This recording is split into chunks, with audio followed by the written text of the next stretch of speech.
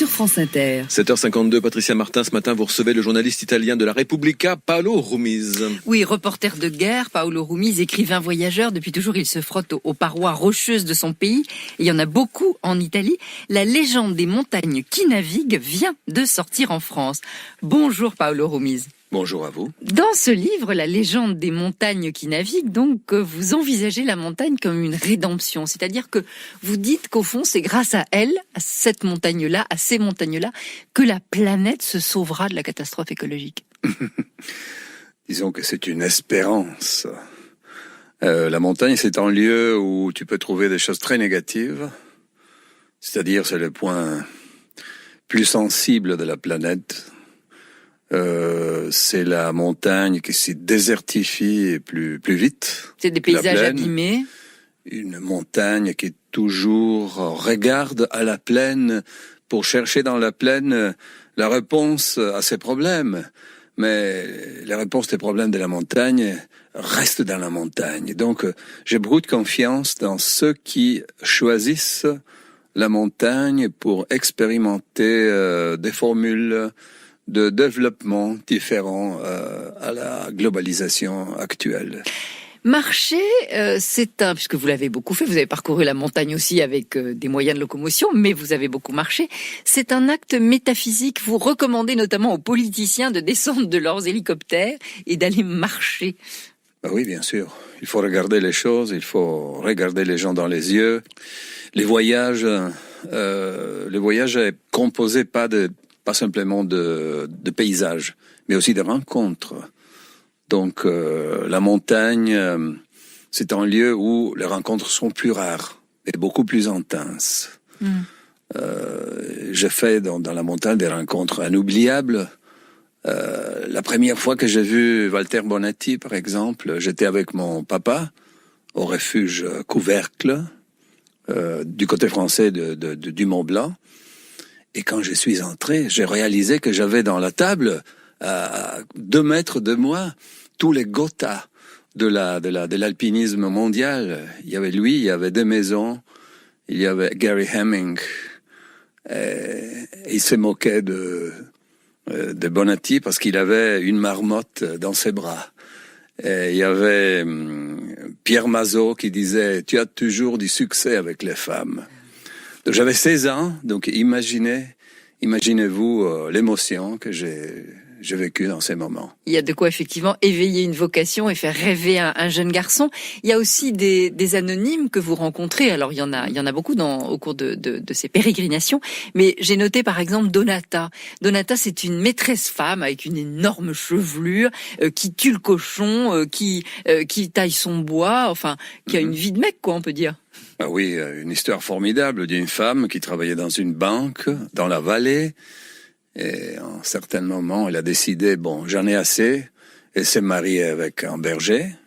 Et depuis ce moment-là, elle a commencé à vivre comme lui. Elle est encore plus dure que lui. Quand un politicien lui a reproché d'avoir sali avec la merde de ses vaches la route, elle a fait un manifeste, une plaque avec une vache avec le cul protégé avec je sais pas le dire en français. Une couche, en fait. Elle leur met une couche comme on met aux petits-enfants. C'était magnifique, ça. Elle est une combattante. La montagne, il y a souvent des femmes très fortes. Il y a beaucoup de similitudes, et vous avez beaucoup pratiqué la mer aussi, Paolo Rumiz. On se souvient d'un livre notamment que vous aviez publié sur les phares. Il y a beaucoup de similitudes entre les montagnes et la mer, et est-ce que c'est pour ça que vous parlez des montagnes qui naviguent ? Ben oui, on dit que la Méditerranée est une mer de montagnards qui deviennent marins. C'est vrai. Et j'ai vécu tout ça très bien dans ma ville, Trieste, qui n'a pas de distance entre la montagne et la mer. Donc chaque jour, tu dois choisir entre monter ou descendre la mer. Et nous, les Triestins, nous sommes, je pense, le seul dans tous les bassins de la Méditerranée qui, quand ils sont dans un bateau à voile, ils chantent des chansons de montagne. Donc pour eux, il n'y a pas de différence entre une cabane de montagne et un petit bistrot dans un port. Est-ce qu'il y a un inconscient historique de l'Europe qui peut se nicher dans la montagne? Parce que par où vous êtes passé, Hannibal et ses éléphants sont aussi passés. Disons que la montagne a été mal comprise dans les années du nationalisme. On l'a vécu comme une frontière, donc comme quelque chose qui sépare. Tandis que la montagne est un lieu où depuis toujours, les bergers, les commerçants se sont retrouvés. C'est un lieu de passage. C'est pas seulement une forteresse où s'enfermer. Dans ces moments, il faut le rappeler parce que nous vivons un moment où l'Europe se renferme. C'est aussi la montagne un lieu de résistance, peut-être, un lieu de l'esprit, un lieu de la féminité. Oui, c'est un lieu où les voix trouvent un écho différent que dans la plaine. La plaine n'a pas d'écho. Et c'est intéressant de voir que quand un garçon découvre la montagne la première fois, il cherche l'écho.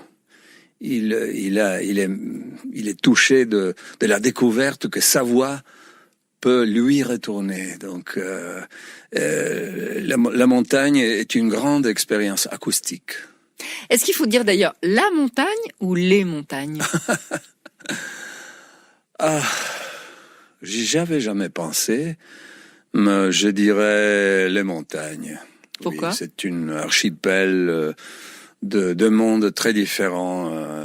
Les Carpates n'ont rien à faire avec les Alpes, les Apennins n'ont rien à faire avec les forêts noires.